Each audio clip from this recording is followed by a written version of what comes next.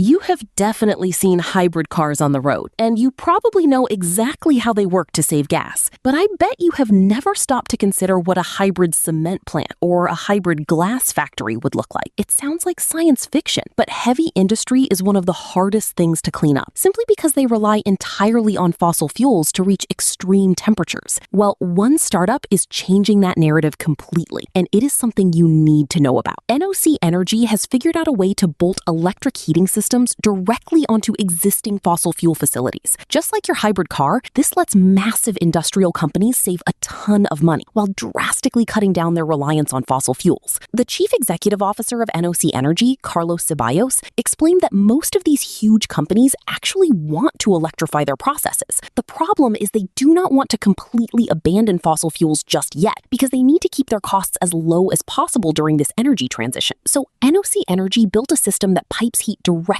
into a glass kiln or a cement production line. If the price of electricity suddenly spikes, the factory operator can just turn off the equipment and switch back to fossil fuels. The really wild part is the temperature. They can deliver heat at 1,200 degrees Celsius, and they are already working toward hitting 1,500 degrees Celsius. Reaching those temperatures has traditionally been nearly impossible without burning coal, gas, or extremely expensive hydrogen. They just raised a $2.7 million seed round led by 360 Capital to push this forward. The secret sauce here is actually similar to the induction stove you might have in your kitchen. They use massive copper coils to create magnetic fields. These fields cause atoms in steel spheres to vibrate intensely, generating massive amounts of heat. These spheres are packed into huge ceramic containers, about 2.5 meters or 8 feet across, wrapped in thick insulation. When the factory needs heat, electricity flows through the copper. The steel gets blazing hot, and air blown through the system carries that heat straight into the kiln. Now, you might be thinking, why not just use giant toaster? Well, at 1,000 degrees Celsius, those standard resistance heaters burn out in about 12 months. At 1,200 degrees Celsius, they only last 3 months. Because NOC Energy uses induction, their copper coils never actually touch heat they generate. They stay at room temperature, safely embedded in about 20 inches of insulation while projecting electromagnetic waves inward. This means the system can also store. They have already run a system team